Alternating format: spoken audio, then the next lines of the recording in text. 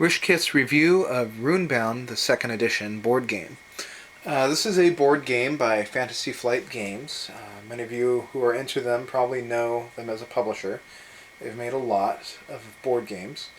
Runebound is kind of one of the earlier ones. In some ways it shows, but it is still a very good game.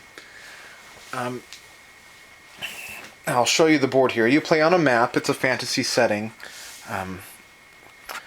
It's kind of a D&D board game, which if you don't want to spend forever in a D&D game, you don't like a lot of elements, this is a lot better.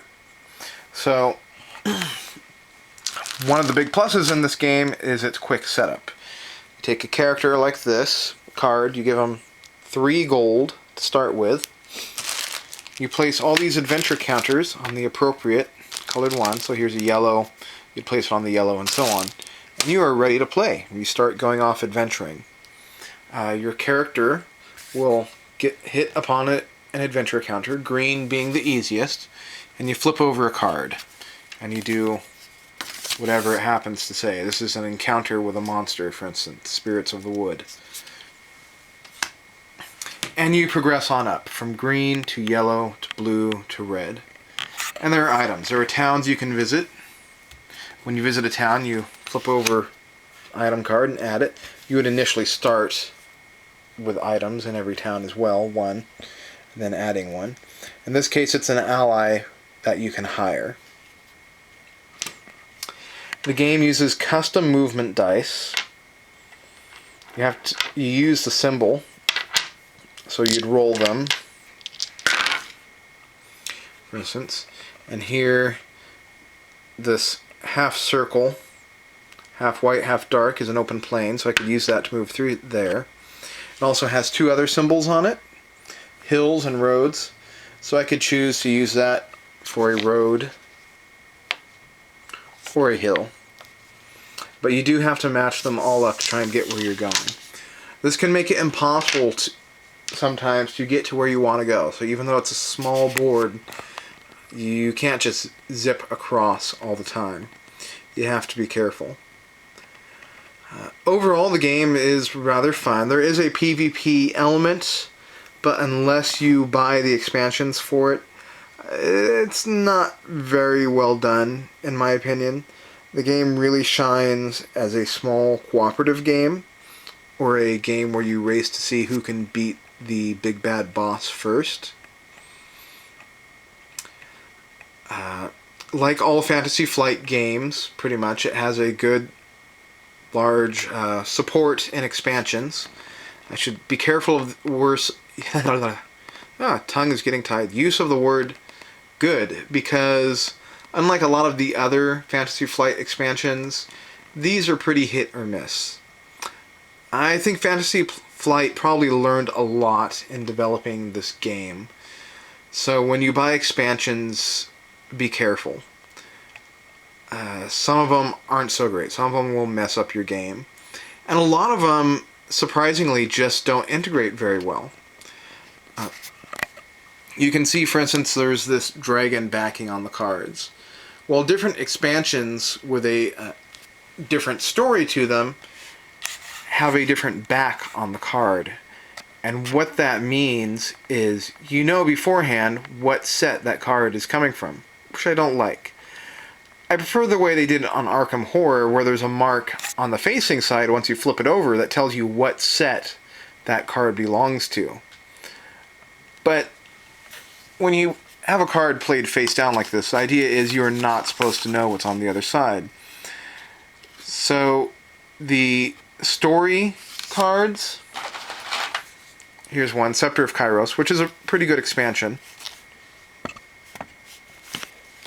And I'll open it up here to show you what I'm talking about. This is a different story, basically. You have some different monsters in here.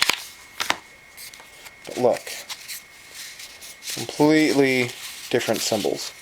So if I'm drawing through, I'm mixing these in the same deck, I'm going to have a pretty good idea of what kind of encounter.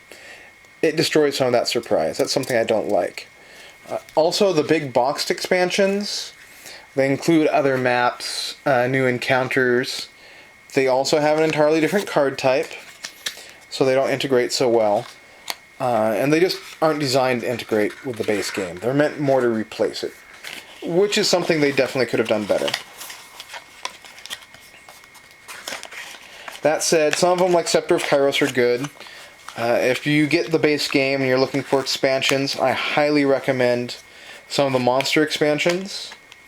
That will make the game go a lot further. The basic monsters are fun, but once you've played it a few times, you'll have a pretty good idea of how to beat them all. Because the monsters in the basic game are not that tough to beat. Even without really strategizing, you can get through most of them on luck. And so I recommend some of the other more difficult expansions, Drakes and Dragonspawn, or Beasts and Bandits, that increase the difficulty level of those monsters. Now, let's see, something else. The game comes with plastic playing pieces. They're just gray plastic, like this. It comes out. Now, of course, if you're a miniatures wargamer like me, you won't be able to resist the temptation to paint them all up. They take to paint quite well. They look rather nice. Also, another thing, when you get the base game, there's this card, Ghost Armor. Toss it in the box, don't use it. I don't know if they didn't playtest this game well enough or what it was, but this card makes everything way too easy once you get it. There's some other things that, in my opinion, weren't thought out the best. But it's a pretty good game. It's a solid B. If you're looking for something that's not too antagonistic, you want a cooperative game with other people, and you don't want a lot of setup time, Runebound is good. Now, if you don't mind something that's going to take a while and involves quite a bit of setup just to get the board game started, and you want a cooperative game, go with Arkham Horror. On the other hand, if Fantasy Flight were to make another edition of a certain game, Runebound, in my opinion, could really benefit the most from having a third edition. Rework the way those guys did the expansions, but that may never happen. They did just come out with Rune Wars, which is kind of a Risk-like game in the same story game setting. What do they call this? Terranoth. Same heroes, you'll see similar types of monsters. Also the same thing in Descent. They're very different games. Descent Journeys in the Dark.